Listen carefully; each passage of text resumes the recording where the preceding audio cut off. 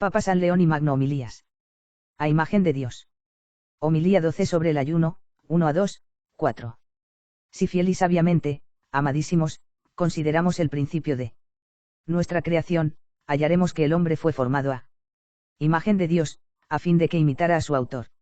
La natural dignidad de nuestro linaje consiste precisamente en que resplandezca en nosotros, como en un espejo, la hermosura de la bondad divina. A este fin, cada día nos auxilia la gracia del Salvador, de modo que lo perdido por el primer Adán sea reparado por el segundo. La causa de nuestra salud no es otra que la misericordia de Dios, a quien no amaríamos si antes Él no nos hubiera amado y con su luz de verdad no hubiera alumbrado nuestras tinieblas de ignorancia. Esto ya nos lo había anunciado el Señor por medio de su profeta Isaías: guiaré a los ciegos por un camino ignorado y les haré caminar por senderos desconocidos. Ante ellos tornaré en luz las tinieblas, y en llano lo escarpado. Cumpliré mi palabra y no les abandonaré. Is 42, 18. Y de nuevo, me hallaron los que no me buscaban, y me presenté ante los que no preguntaban por mí. Y 65, 1. ¿De qué modo se ha cumplido todo esto? Nos lo enseña el apóstol Juan: sabemos que el Hijo de Dios vino y nos dio inteligencia para que conozcamos la verdad, y estamos en la verdad, que es su Hijo. 1 y en 5, 20. Y también, amemos a Dios. Porque Él nos amó primero. 1 y en 4, 19. Dios, cuando nos ama, nos restituye a su imagen, y para hallar en nosotros la figura de su bondad, nos concede que podamos hacer lo que Él hace, iluminando nuestras inteligencias e inflamando nuestros corazones, de modo que no solo le amemos a Él, sino también a todo cuanto Él ama. Pues si entre los hombres se da una fuerte amistad cuando les une la semejanza de costumbres, y sin embargo, sucede muchas veces que la conformidad de costumbres y deseos conduce a malos afectos, cuanto más deberemos desear y esforzarnos por no discrepar en aquellas cosas que Dios ama. Pues ya dijo el profeta: porque la ira está en su indignación y la vida en su voluntad. Sal 29, 6, ya que en nosotros no estará de ningún modo la majestad divina, si no se procura imitar la voluntad de Dios. Dice el Señor: amarás al Señor, tu Dios, con todo tu corazón y con toda tu alma; amarás al prójimo como a ti mismo. Mt. 12, 37 a 39. Así pues, reciba el alma fiel la caridad inmarcesible de su autor y rector, y sométase toda a su voluntad, en cuyas obras y juicios nada hay vacío de la verdad de la justicia, ni de la compasión de la clemencia. 3 obras pertenecen principalmente a las acciones religiosas: la oración, el ayuno y la limosna, que han de ejercitarse en todo tiempo, pero especialmente en él consagrado por las tradiciones apostólicas, según las hemos recibido. Como este mes 10 se refiere a la costumbre de la antigua institución, cumplamos con mayor diligencia aquellas 3 obras de que antes he hablado. Pues por la oración se busca la propiciación de Dios, por el ayuno se apaga la concupiscencia de la carne y por las limosnas se perdonan los pecados. Siefar. Dan 4, 24. Al mismo tiempo, se restaurará en nosotros la imagen de Dios. Si estamos siempre preparados para la alabanza divina, si somos incesantemente solícitos para nuestra purificación y si de continuo procuramos la sustentación del prójimo. Esta triple observancia, amadísimos, sintetiza los afectos de todas las virtudes, nos hace llegar a la imagen y semejanza de Dios, y nos une inseparablemente al Espíritu Santo. Así es, en las oraciones permanece la fe recta, en los ayunos, la vida inocente, y en las limosnas, la benignidad. La encarnación del Señor. Homilía y sobre la Natividad del Señor. N.V. Magno. Hoy, amadísimos, ha nacido nuestro Salvador. Alegrémonos. No es justo dar lugar a la tristeza cuando nace la vida, disipando el temor de la muerte y llenándonos de gozo con la eternidad prometida.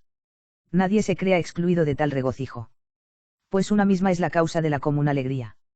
Nuestro Señor, destructor del pecado y de la muerte, así como a nadie halló libre de culpa, así vino a librar a todos del pecado. Exulte el santo, porque se acerca al premio; alégrese el pecador, porque se le invita al perdón; anímese el pagano, porque se le llama a la vida. Al llegar la plenitud de los tiempos, Siefar. Gal 4, 4, señalada por los designios inescrutables del divino consejo, tomó el Hijo de Dios la naturaleza humana para reconciliarla con su autor y vencer al introductor de la muerte, el diablo, por medio de la misma naturaleza que éste había vencido, Siefar. Sab 2, 24.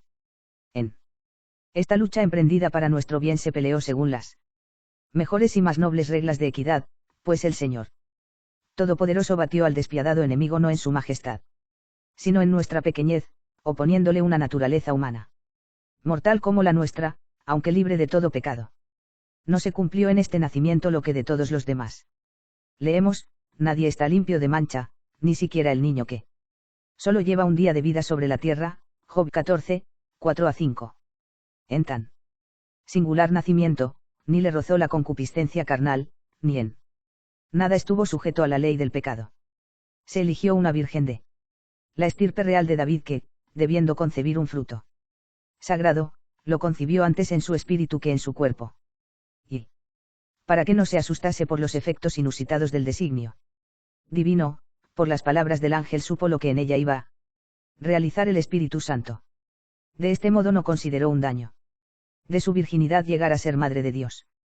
Porque había de desconfiar María ante lo insólito de aquella concepción, cuando se le promete que todo será realizado por la virtud del Altísimo. Cree María, y su fe se ve corroborada por un milagro ya realizado, la inesperada fecundidad de Isabel testimonia que es posible obrar en una virgen lo que se ha hecho con una estéril. Si hay pues, el Verbo, el Hijo de Dios, que en el principio estaba en Dios, por quien han sido hechas todas las cosas, y sin él, cual ninguna cosa ha sido hecha, Siefar.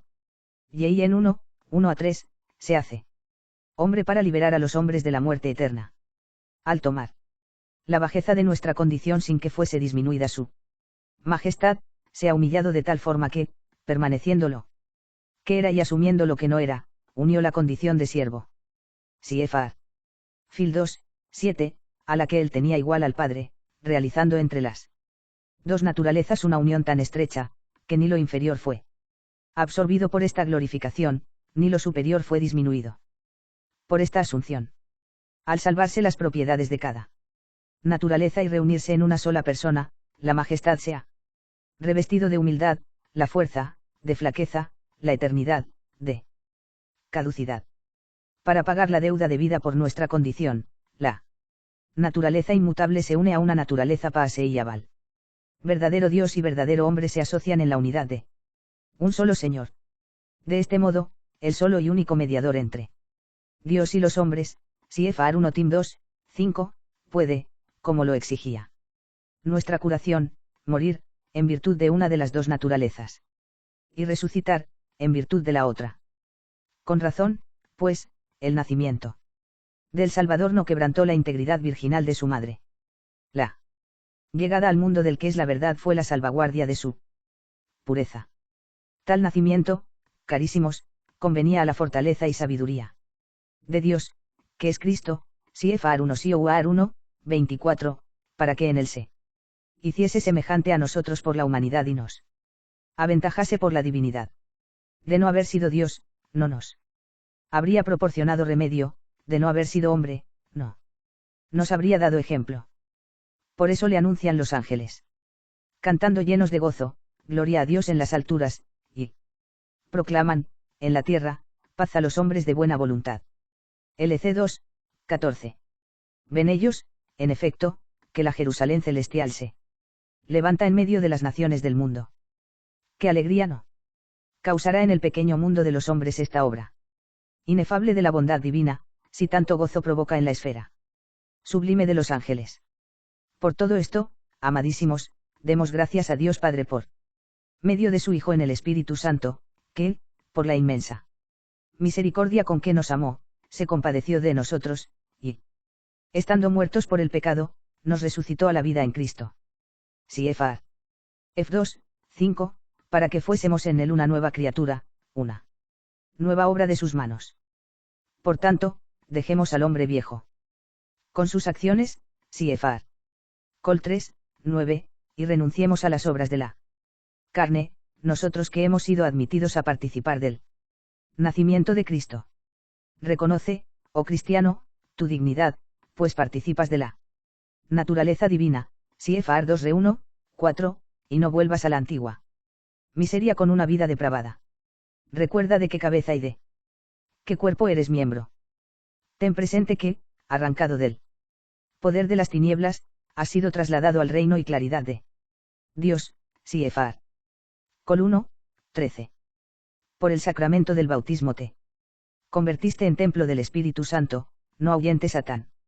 Escogido huésped con acciones pecaminosas, no te entregues otra vez como esclavo al demonio, pues has costado la sangre de Cristo, quien te redimió según su misericordia y te juzgará conforme a la verdad, el cual con el Padre y el Espíritu Santo reina por los siglos de los siglos.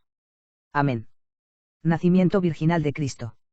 Homilía 2 sobre la Navidad del Señor, 1 a 3, 6. Dios Todopoderoso y Clemente, cuya naturaleza es bondad, cuya voluntad es poder, cuya acción es misericordia, desde el instante en que la malignidad del diablo nos hubo emponzoñado con el veneno mortal de su envidia, señala los remedios con que su piedad se proponía socorrer a los mortales. Esto lo hizo ya desde el principio del mundo, cuando declaró a la serpiente que de la mujer nacería un hijo lleno de fortaleza para quebrantar su cabeza altanera y maliciosa, si Efar.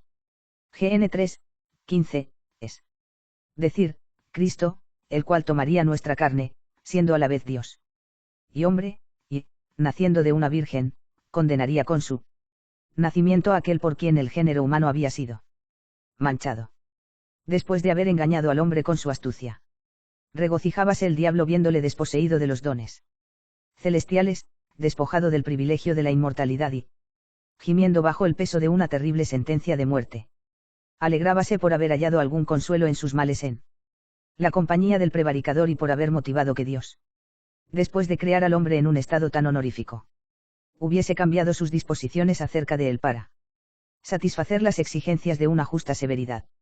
Ha sido, pues, necesario, amadísimos, el plan de un profundo designio para que un Dios que no se muda, cuya voluntad por otra parte no puede dejar de ser buena, cumpliese, mediante un misterio aún más profundo, la primera disposición de su bondad, de manera que el hombre, arrastrado hacia el mal por la astucia y malicia del demonio, no pereciese, subvirtiendo el plan divino. Al llegar, pues, amadísimos, los tiempos señalados para la redención del hombre, nuestro Señor Jesucristo bajó hasta nosotros desde lo alto de su sede celestial. Sin dejar la gloria del Padre, vino al mundo según un modo nuevo, por un nuevo nacimiento. Modo nuevo, ya que, invisible por naturaleza, se hizo visible en nuestra naturaleza, incomprensible, ha querido hacerse comprensible, el que fue antes del tiempo, ha comenzado a ser en el tiempo, Señor del universo, ha tomado la condición de siervo, velando el resplandor de la majestad, si Efar. Fil 2, 7, Dios impasible, no ha desdeñado ser hombre paase y aval. Inmortal, se somete a la ley de la muerte. Ha nacido según un nuevo nacimiento, concebido por una virgen, dado a luz por una virgen, sin que atentase a la integridad de la madre. Tal origen convenía, en efecto, al que sería salvador de los hombres. Pues el Padre de este Dios, que nace en la carne es Dios, como lo testifica el arcángel Alá.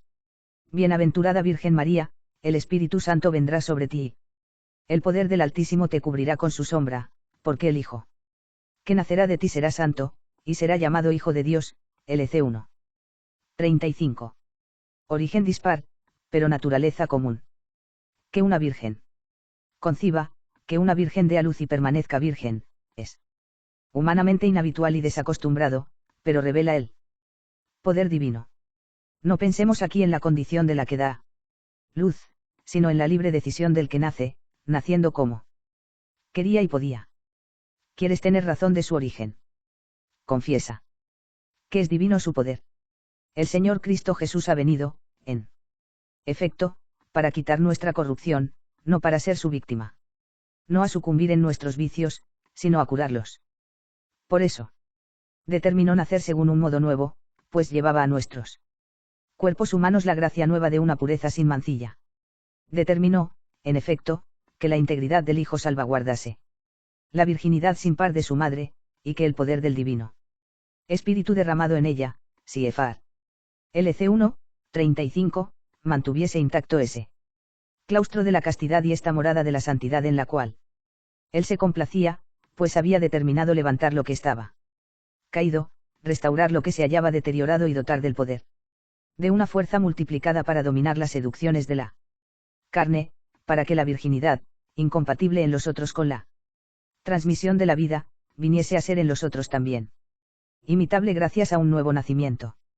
Mas esto mismo, amadísimos, de que el Señor haya escogido nacer de una virgen, no aparece dictado por una razón muy profunda. Es a saber, que el diablo ignorase que había nacido la salvación para el género humano, que ignorando su concepción por obra del Espíritu Santo, creyese que no había nacido de modo diferente de los otros hombres. Efectivamente, viendo a Cristo en una naturaleza idéntica a la de todos, pensaba que tenía también un origen semejante a todos, no. Conoció que estaba libre de los lazos del pecado aquel a quien veía sujeto a la debilidad de la muerte. Pues Dios, que en su justicia y en su misericordia tenía muchos medios para levantar al género humano, Siefar. Sal 85, 15, ha preferido escoger principalmente el camino que le permitía destruir la obra del diablo no con una intervención poderosa, sino con una razón de equidad. Alabad, pues, amadísimos, a Dios en todas sus obras. Siefar. Sab 39, 19, y en todos sus juicios. Ninguna duda oscurezca vuestra fe en la integridad de la Virgen y en su parto virginal. Honrad con una obediencia santa y sincera el misterio sagrado y divino de la restauración del género humano. Abrazaos a Cristo, que nace en nuestra carne, para que merezcáis ver reinando en su majestad a este mismo Dios de gloria, que con el Padre y el Espíritu Santo permanece en la unidad de la divinidad por los siglos de los siglos. Amén. Infancia espiritual. Homilía 7 en la Epifanía del Señor. Amadísimos, el recuerdo de lo que ha sido realizado por él Salvador de los hombres es para nosotros de gran utilidad, sí. De este objeto de nuestra fe y de nuestra veneración hacemos el ideal de nuestra imitación. En la economía de los misterios de Cristo, los milagros son gracias y estímulos que refuerzan la doctrina, para que sigamos también el ejemplo de las acciones de aquel a quien confesamos en espíritu de fe. Aun estos mismos instantes vividos por el Hijo de Dios, que nace de la Virgen, su madre, nos instruyen para nuestro progreso en la piedad. Los corazones ven aparecer en una sola y misma persona la humildad propia de la humanidad y la majestad divina. Los cielos y los ejércitos celestiales llaman su Creador al que, recién nacido, se encuentra en una cuna. Este niño de cuerpo pequeño es el Señor y el Rector del mundo. Aquel a quien ningún límite puede encerrar, se contiene todo entero sobre las rodillas de su madre. Mas en esto está la curación de nuestras heridas y la elevación de nuestra postración. Los remedios destinados a nosotros nos han fijado una norma de vida, y de lo que era una medicina destinada a los muertos ha salido una regla para nuestras costumbres. No sin razón, cuando los 3 magos fueron conducidos por él resplandor de una nueva estrella para venir a adorar a Jesús. Ellos no lo vieron expulsando a los demonios, resucitando a los muertos, dando vista a los ciegos, curando a los cojos, dando la facultad de hablar a los mudos, o en cualquier otro acto que revelaba su poder divino, sino que vieron a un niño que guardaba silencio, tranquilo, confiado a los cuidados de su madre. No aparecía en él ningún signo de su poder, mas les ofreció la vista de un gran espectáculo, su humildad. Por eso, el espectáculo de este santo niño, el Hijo de Dios, presentaba a sus miradas una enseñanza que más tarde debía ser proclamada, y lo que no profería aún el sonido de su voz, el simple hecho de verle hacía ya que él lo enseñara. Toda la victoria del Salvador, que ha subyugado al diablo y al mundo ha comenzado por la humildad y ha sido consumada por la humildad. Ha inaugurado en la persecución sus días señalados, y también los ha terminado en la persecución. Al niño no le ha faltado el sufrimiento, y al que había sido llamado a sufrir no le ha faltado la dulzura de la infancia, pues él unigénito de Dios ha aceptado, por la sola humillación de su Majestad, nacer voluntariamente hombre y poder ser muerto por los hombres. Sí, por el privilegio de su humildad, Dios omnipotente ha hecho buena nuestra causa tan mala, y si ha destruido a la muerte y al autor de la muerte, si Efar. Y Tim 1, 10, no rechazando lo que le hacían sufrir los perseguidores, sino soportando con gran dulzura y por obediencia a su Padre las crueldades de los que se ensañaban contra él, cuanto más hemos de ser nosotros humildes y pacientes, puesto que, si nos viene alguna prueba, jamás se hace esto sin haberla merecido. ¿Quién se gloriará de tener un corazón casto y de estar limpio de pecado? Y, como dice San Juan, si dijéramos que no tenemos pecado, nos engañaríamos a nosotros mismos y la verdad no estaría con nosotros. Y en 1, 8. ¿Quién se encontrará libre de falta, de modo que la justicia nada tenga de que reprocharle o la misericordia divina que perdonarle? Por eso, amadísimos, la práctica de la sabiduría cristiana no consiste ni en la abundancia de palabras, ni en la habilidad para discutir, ni en el apetito de alabanza y de gloria, sino en la sincera y voluntaria humildad, que el Señor Jesucristo ha escogido y enseñado como verdadera fuerza desde el seno de su madre hasta el suplicio de la cruz. Pues cuando sus discípulos disputaron entre sí, como cuenta el evangelista, ¿quién será el más grande en el reino de los cielos?, él, llamando así a un niño, le puso en medio de ellos y dijo, en verdad os digo, si no os mudáis haciéndoos como niños, no entraréis en el reino de los cielos. Pues el que se humillare hasta hacerse como un niño de estos, este será el más grande en el reino de los cielos. Mt 18, 1-4. Cristo ama la infancia, que él mismo ha vivido al principio en su alma y en su cuerpo. Cristo ama la infancia, maestra de humildad, regla de inocencia, modelo de dulzura. Cristo ama la infancia, hacia ella orienta las costumbres de los mayores, hacia ella conduce a la ancianidad. A los que eleva al reino eterno los atrae a su propio ejemplo. Mas, si queremos ser capaces de comprender perfectamente cómo es posible llegar a una conversión tan admirable y por qué transformación hemos de ir a la edad de los niños, dejemos que San Pablo nos instruya y nos diga, no seáis niños en el juicio, sed párvulos solo en la malicia, pero adultos en el juicio. Y Sioar 14, 20. No se trata, pues, de volver a los juegos de la niñez ni a las imperfecciones del comienzo, sino tomar una cosa que conviene también a los años de la madurez, es decir, que pasen pronto nuestras agitaciones interiores, que rápidamente encontremos la paz, no guardemos rencor por las ofensas, ni codiciemos las dignidades, sino amemos encontrarnos unidos, y guardemos una igualdad conforme a la naturaleza. Es un gran bien, en efecto, que no sepamos alimentar ni tener gusto por el mal. Pues inferir y devolver injuria es propio de la sabiduría de este mundo. Por el contrario, no devolver mal por mal, si Efar. RM 12. 17, es propio de la infancia espiritual, toda llena de ecuanimidad cristiana.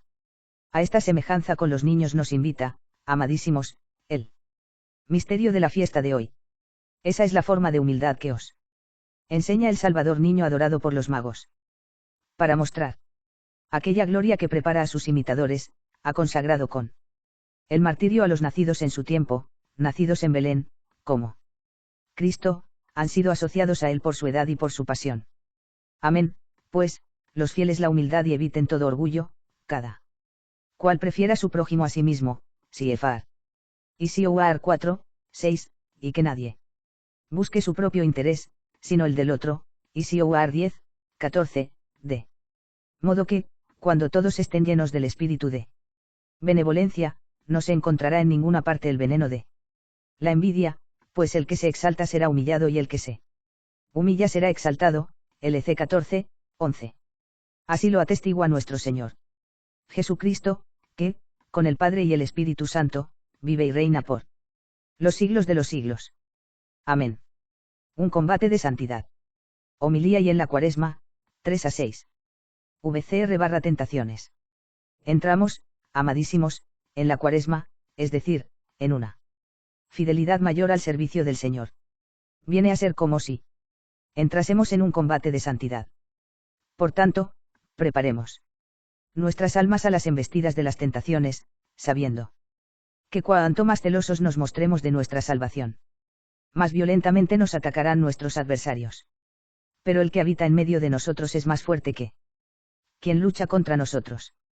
Nuestra fortaleza viene de Él, en cuyo poder hemos puesto nuestra confianza. El Señor permitió que le visitase el tentador, para que nosotros recibiésemos, además de la fuerza de su socorro, la enseñanza de su ejemplo. Acabáis de oírlo, venció a su adversario con las palabras de la ley, no con el vigor de su brazo. Sin duda, su humanidad obtuvo más gloria y fue mayor el castigo del adversario, al triunfar del enemigo de los hombres como mortal, en vez de como Dios. Ha combatido para enseñarnos a pelear en pos de Él. Ha vencido para que nosotros del mismo modo seamos también vencedores.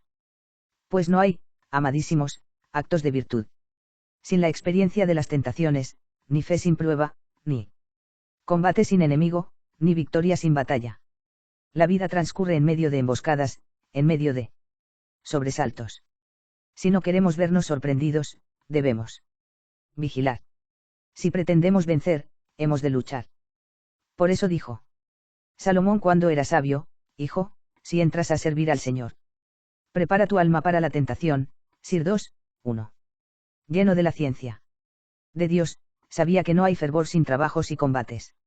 Y, previendo los peligros, los advierte a fin de que estemos preparados para rechazar los ataques del tentador. Instruidos por la enseñanza divina, amadísimos, entremos en el estadio escuchando lo que el apóstol nos dice sobre esta pelea. No es nuestra lucha contra la sangre y la carne, sino contra los principados, contra las potestades, contra los dominadores de este mundo tenebroso. F6, 12. No nos hagamos ilusiones. Estos enemigos, que desean perdernos, entienden bien que contra ellos se encamina todo lo que intentamos en favor de nuestra salvación. Por eso, cada vez que deseamos algún bien, provocamos al adversario. Entre ellos y nosotros existe una oposición inveterada, fomentada por el diablo, porque, habiendo sido ellos despojados de los bienes que nos alcanza la gracia de Dios, nuestra justificación les tortura. Cuando nosotros nos levantamos, ellos se hunden. Cuando volvemos a reponer nuestras fuerzas, ellos pierden la suya. Nuestros remedios son sus llagas, pues la curación de nuestras heridas los lastima. Estad, pues, alerta, dice el apóstol. Ceñidos vuestros lomos con la verdad, revestida la coraza de la justicia, y calzados los pies, prontos para anunciar el Evangelio de la paz. Embrazad en todo momento el escudo de la fe, con que podáis hacer inútiles los encendidos dardos del maligno. Tomad el yelmo de la salud y la espada del Espíritu, que es la palabra de Dios. F6, 14-17.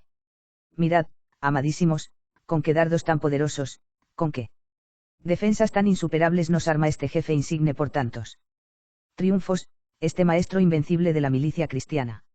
Nos ha ceñido con el cinturón de la castidad, ha calzado nuestros pies con las sandalias de la paz. En efecto, un soldado que no tenga ceñidos los lomos es pronto derrotado por el instigador de la impureza, y el que carece de calzado es fácilmente mordido por la serpiente. Nos ha dado el escudo de la fe para proteger todo el cuerpo, ha colocado en nuestra cabeza el casco de la salvación, ha puesto en nuestras manos la espada, es decir, la palabra de verdad. Así, el héroe de las luchas del espíritu no solo está resguardado de las heridas, sino que puede dañar también a quien le ataca. Confiando en estas armas, entremos sin pereza y sin temor en la lucha que se nos propone, y, en este estadio en que se combate por el ayuno, no nos contentemos con abstenernos de la comida. De nada sirve que se debilite la fuerza del cuerpo si no se alimenta el vigor del alma. Mortifiquemos algo al hombre exterior, y restauremos al interior. Privemos a la carne de su alimento corporal, y adquiramos fuerzas en el alma con las delicias espirituales. Que todo cristiano se observe detenidamente y, con un severo examen, escudriñe el fondo de su corazón. Vea que no haya allí alguna discordia o se haya instalado alguna concupiscencia. Mediante la castidad arroje lejos la incontinencia, mediante la luz de la verdad disípelas tinieblas de la mentira. Desinfle el orgullo, apacigue la ira. Rompa los dardos nocivos, ponga un freno a la denigración de la lengua, cese en las venganzas y olvídese de las injurias. Brevemente, toda planta que no ha plantado mi Padre Celestial será arrancada, Mt 15, 13. Pues, cuando las simientes extrañas hayan sido arrancadas del campo de nuestro corazón, entonces serán alimentadas en nosotros las semillas de la virtud. Acordándonos de nuestras debilidades, que nos han hecho caer fácilmente en toda clase de faltas, no descuidemos este remedio primordial y este medio tan eficaz en la curación de nuestras heridas, perdonemos, para que se nos perdone. Concedamos la gracia que nosotros pedimos. No busquemos la venganza, ya que nosotros mismos suplicamos el perdón. No nos hagamos sordos a los gemidos de los pobres, otorguemos con diligente benignidad la misericordia a los indigentes, para que podamos encontrar también nosotros misericordia el día del juicio. El que, ayudado por la gracia de Dios, tienda con todo su corazón a esta perfección, cumple fielmente el santo ayuno y, ajeno a la levadura de la antigua malicia, llegará a la bienaventurada Pascua con los ázimos de pureza y sinceridad. CFR LSIOAR 5, 8. Participando de una vida nueva, CFR. RM 6, 4. Merecerá gustar la alegría en el misterio de la regeneración humana. Por Cristo nuestro Señor, que con el Padre y el Espíritu Santo vive y reina por los siglos de los siglos. Amén.